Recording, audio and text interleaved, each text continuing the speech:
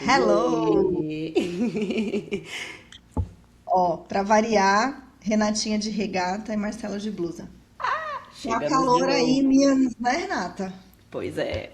Aqui tá chovendo, Pois mas tá é. calor. É, aqui tá frio, mas não tá chovendo.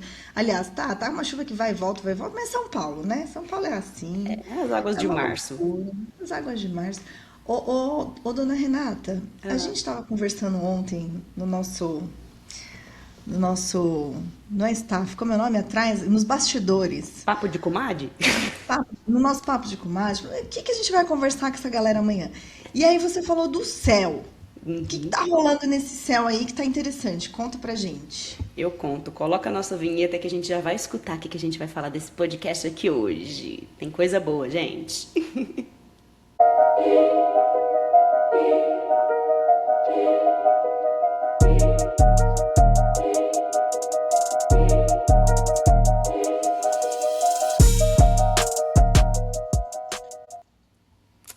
Bora para mais uma alquimia, hein? Bora iluminar a nossa vida aí.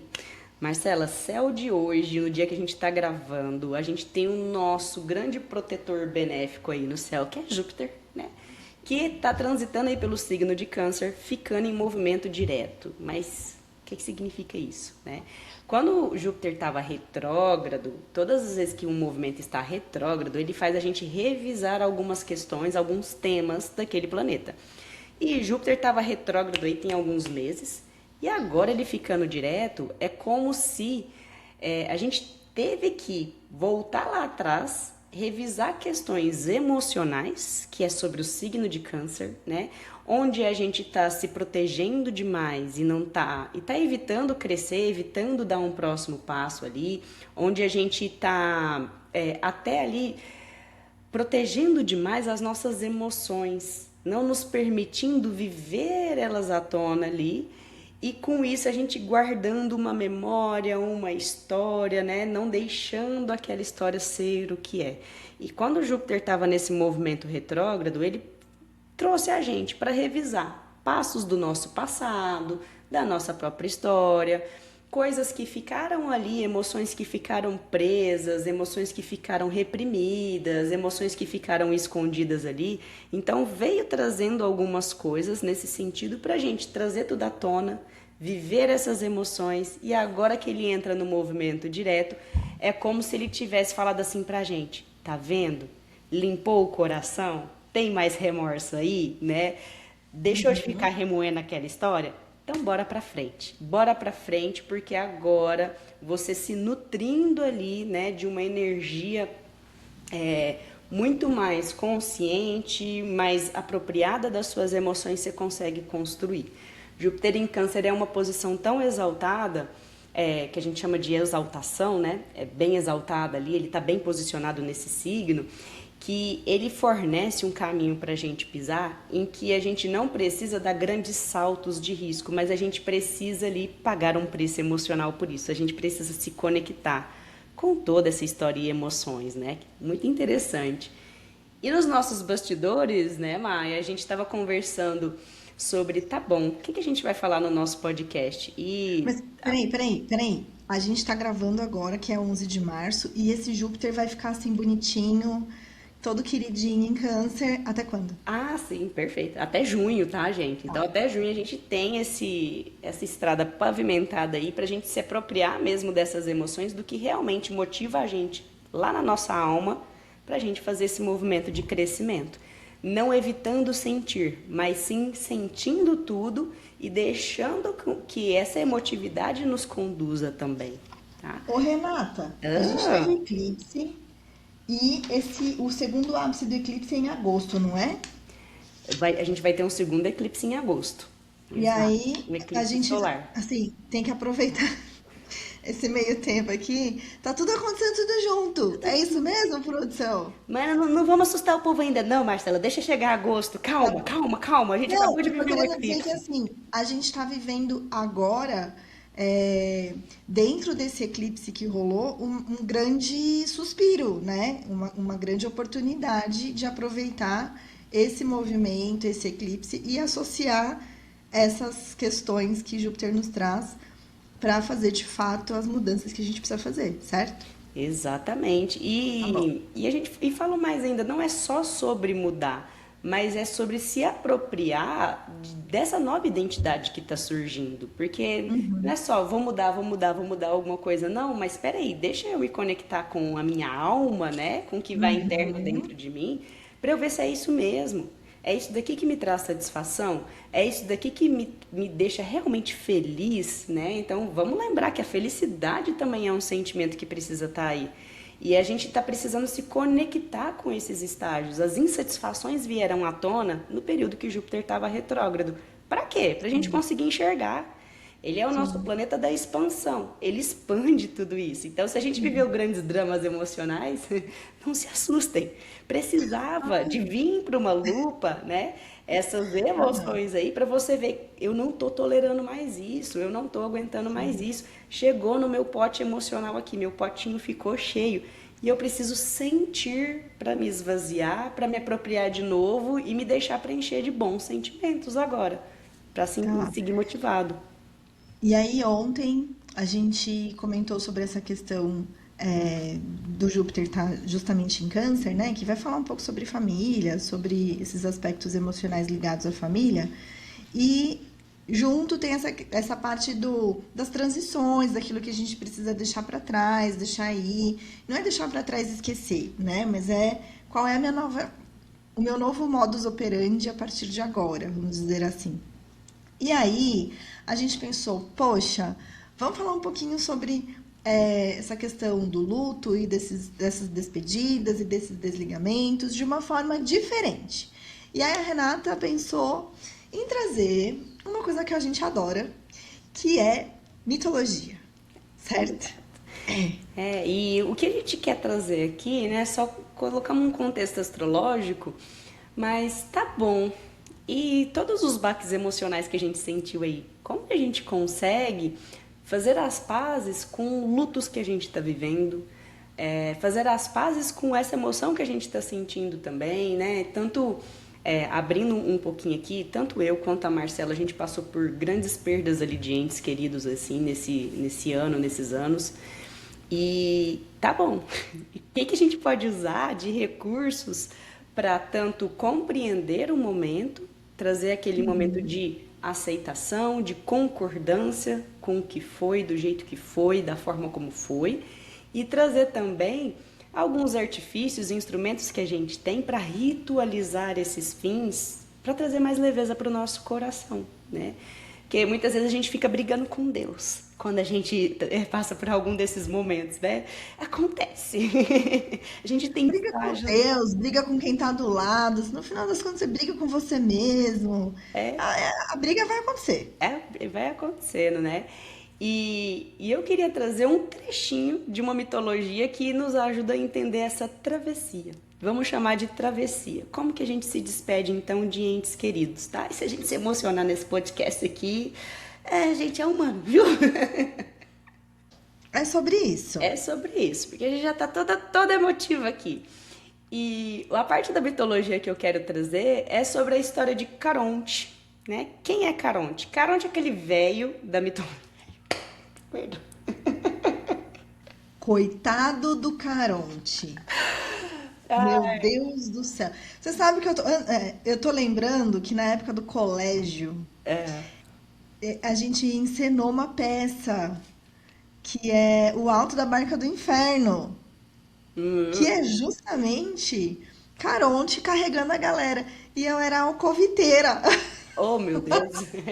Mas era muito legal. E trouxe muito pra gente essa imagem de fato do velho, porque precisa ter uma experiência para poder lidar com isso, né? Não é uma tarefa simples. Não dá para ser estagiário, né, Renata? Exato. Deixa eu contextualizar a galera para elas entrarem aqui também, Aham. né, no que a gente está falando. Quem é Caronte na mitologia, né, gente? Era o barqueiro responsável por fazer a travessia dos mortos para o Hades, para o submundo, tá? E Caronte, muitas vezes na mitologia, ele é retratado, né? Eu falei o velho, né? Ele é retratado como uma figura asquerosa ali, que é de pouco convidativo, sabe? Uma aparência de poucos amigos ali, ninguém quer chegar muito perto, mas todo mundo respeita o homem. Então, Caronte era esse barqueiro, ele é filho de dois deuses imortais.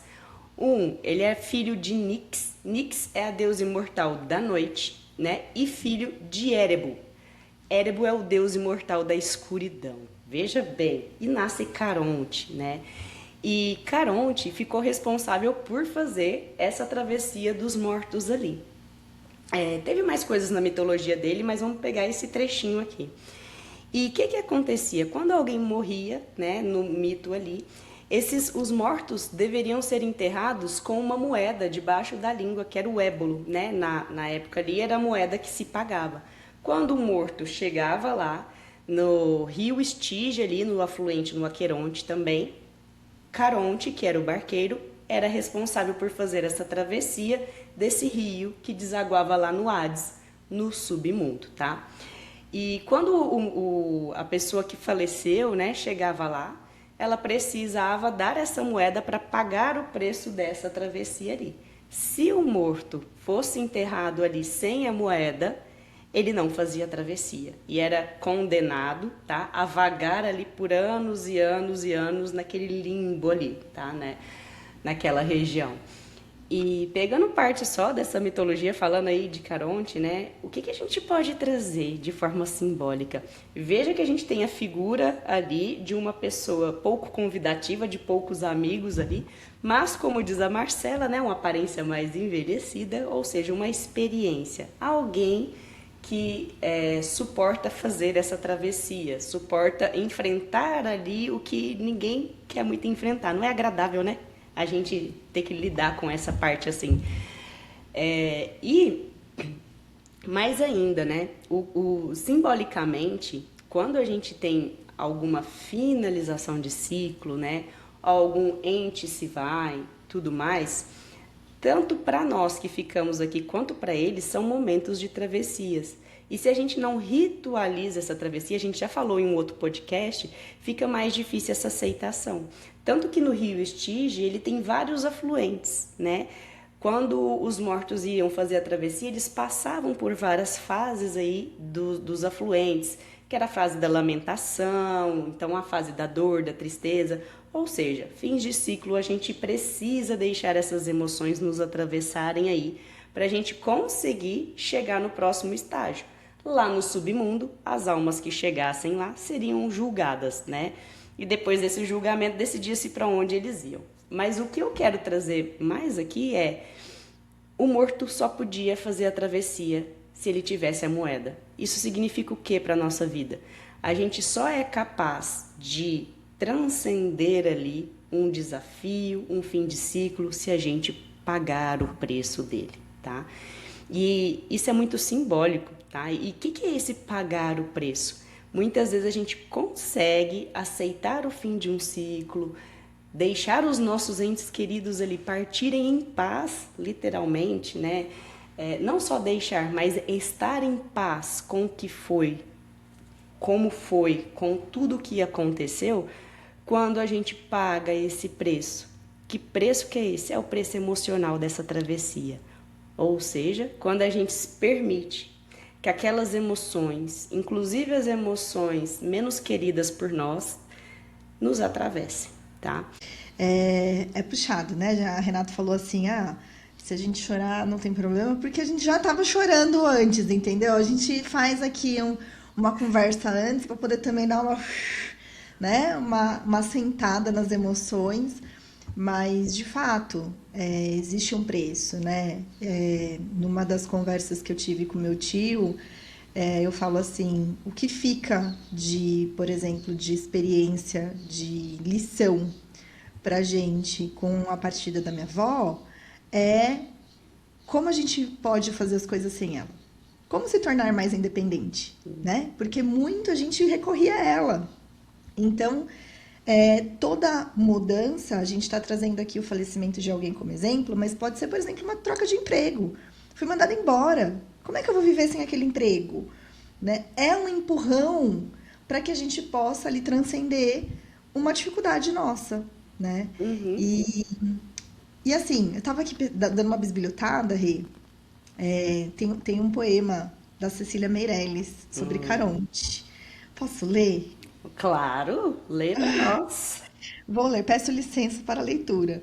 É um poema que ela escreveu, deixa eu ver se tem aqui a data, tem, 1945, tá? E ela está na posição de quem pagou, de quem está na barca, né?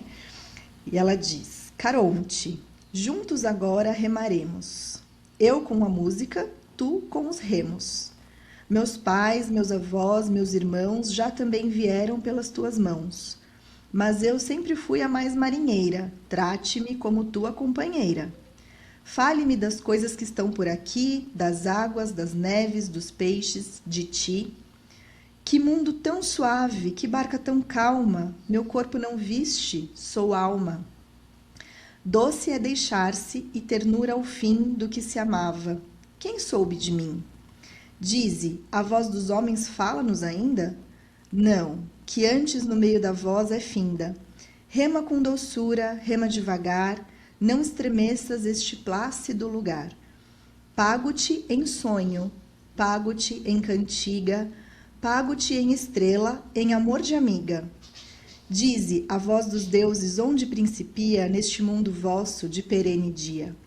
Caronte, narra mais tarde a quem vier como a sombra trouxeste aqui de uma mulher, tão só que te fez teu amigo, tão doce, a Deus, que canta até contigo.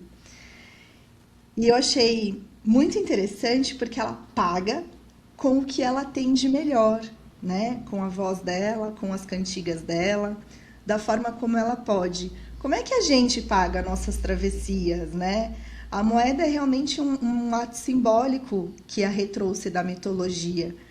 E, e uma coisa que me chama a atenção nesse poema dela e que também diverge daquilo que da peça que eu comentei lá no começo, né? Falei o nome da peça, esqueci o nome da peça, gente. O Alto da Enfim, Barca do Inferno. o Alto da Barca do Inferno, isso. Na peça, vai uma galera dentro da barca do Caronte, né? Aqui é como se estivessem só os dois na barca. E ela puxa assunto, entendeu? Tipo, peraí, me fala mais sobre isso. Me conta o que tá rolando por aqui, né? Mas também não perturba essas águas tão calmas. Então, isso me traz muito, Rei, dessa questão do quanto é muito individual essas travessias, do quanto a gente tem que lidar com as nossas sombras, né? Do quanto a gente tem que pagar de fato para poder fazer uma mudança e que está intrínseca em diversas transições, né?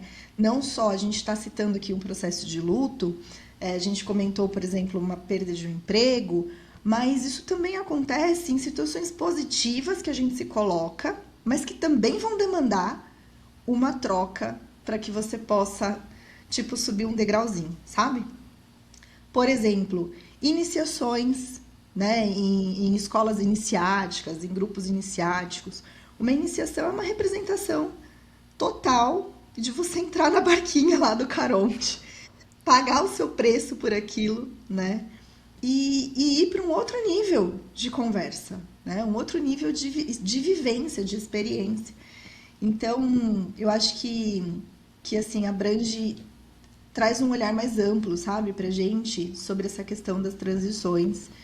E que a gente possa aproveitar esse momento em que ele está em câncer, né? Júpiter está em câncer, para que a gente também possa usar esse lado emocional positivo dos cancerianos, né? Da gente se acolher um pouquinho mais também, né?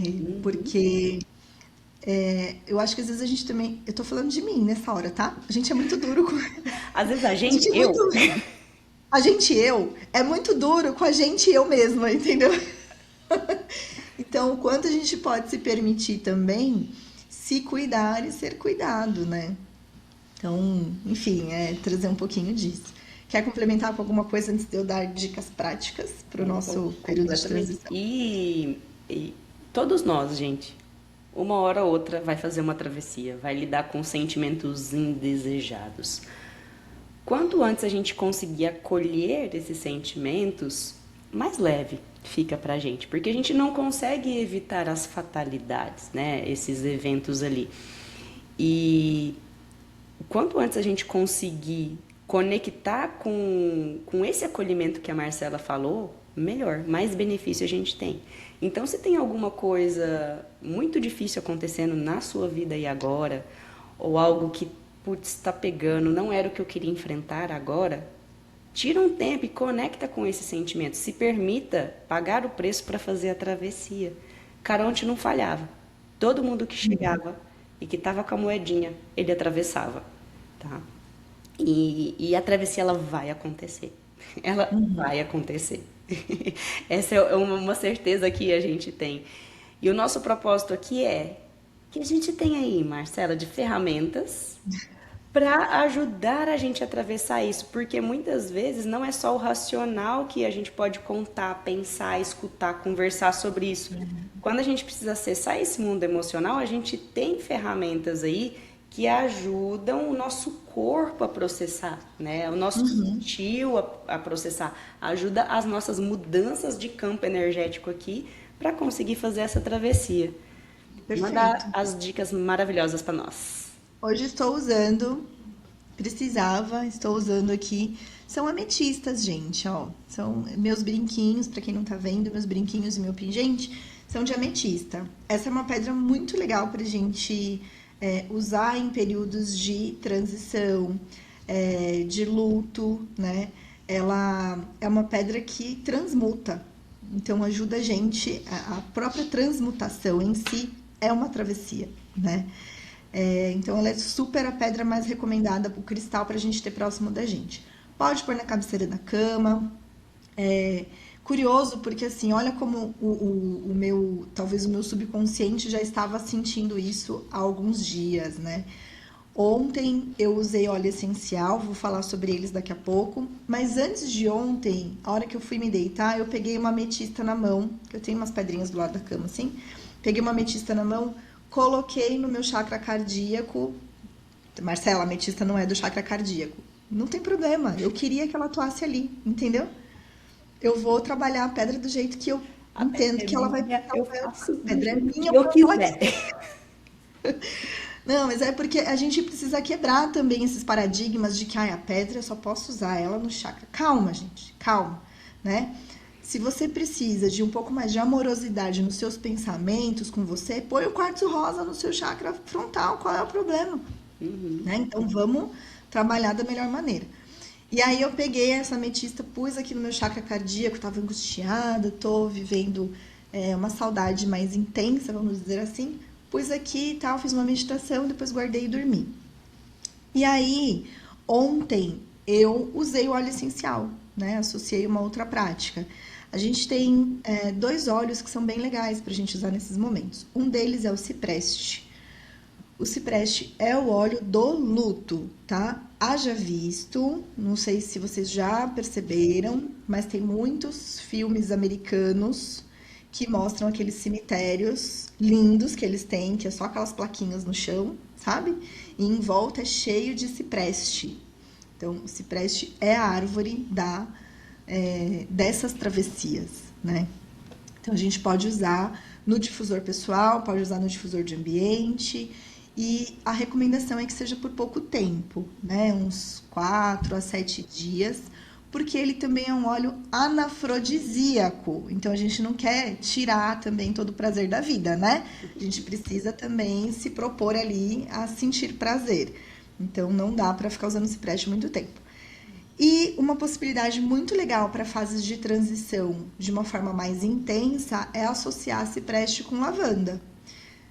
Meu, fui mandada embora. Cipreste com lavanda. Vamos juntar esses dois para você não ficar com a mente tão perturbada nesse processo e se permitir deixar o que você viveu naquele emprego nas suas memórias para que você possa dar espaço para uma vivência nova. Ah, divórcio, troquei de casa, tô vivendo uma fase de mudança, tipo, tô entrando na menopausa. Tem várias coisas que representam essa mudança importante na nossa vida, né? Que vão exigir a gente pôr uma moedinha na mão de Caronte.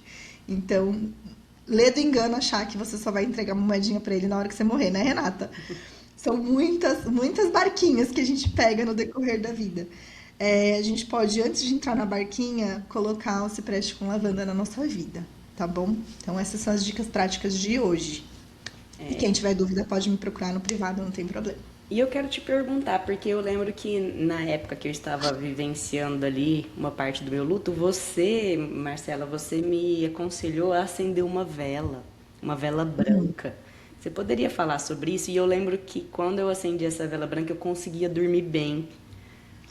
Você pode falar um Tá? pouquinho disso? Eu me veio na memória agora, porque a Marcela me ajudou também, viu, gente? Ah lá. Se liga, pelo A amor de gente se Deus. ajuda a gente se ajuda gente, é o tempo inteiro, entendeu? Então, a vela, ela é uma oportunidade que a gente tem de se conectar com os nossos pensamentos, né?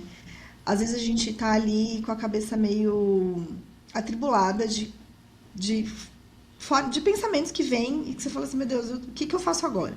Quando a gente para acender uma vela e fazer uma oração, por exemplo, você organiza seu pensamento para poder falar o que você quer falar, para quem você quer falar. Então, eu diria que é quase um processo terapêutico, né? Acender uma vela. Mas você pode usar isso como uma ferramenta para poder colocar. Lembrando, né? A vela é um repetidor.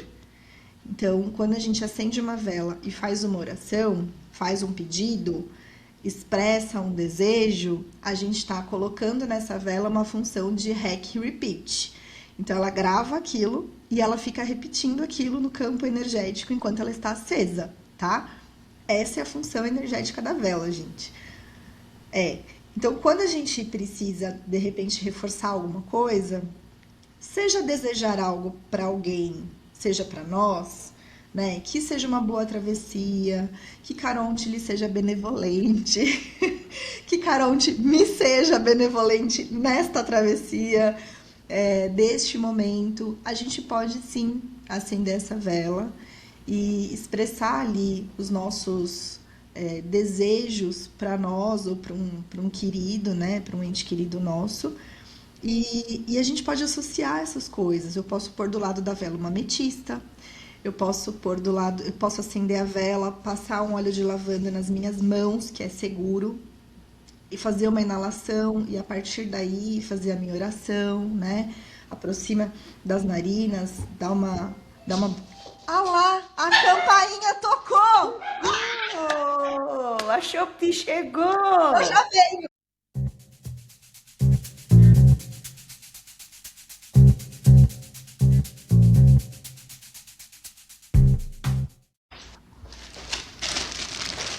Recebido! Impressionante.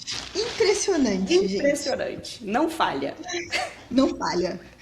É, Então é isso, eu acho que a gente pode também associar essas práticas, sabe? Usar a vela junto com o cristal, junto com o óleo essencial, tá? Eu já estava terminando a fala quando eles chegaram. Muito obrigada pela paciência de vocês com os carinhas da Shopee. E E que vocês também possam contar com a gente, né, nessas travessias. A gente tem algumas ferramentas a mais para poder apoiá-los nesses processos. A gente usa na gente, a gente usa uma com a outra. A gente vai deixar de chorar por causa disso? Não, mas a gente vai chorar com o coração um pouco mais quentinho, né? E a gente vai se emocionar com uma mãozinha segurando a nossa. Então, contem com a gente. Talvez a sua barca não precise estar só você e Caronte. Pode estar você, Caronte e as nossas ferramentas para te ajudar junto contigo. Maravilhosa. Um beijo para todos. Deixem seus comentários aqui, compartilhem suas experiências e deixem suas curtidas também. Segue o nosso canal no YouTube. Agora nós temos esse canal no YouTube também. Também. Um beijinho, até a próxima. Beijão.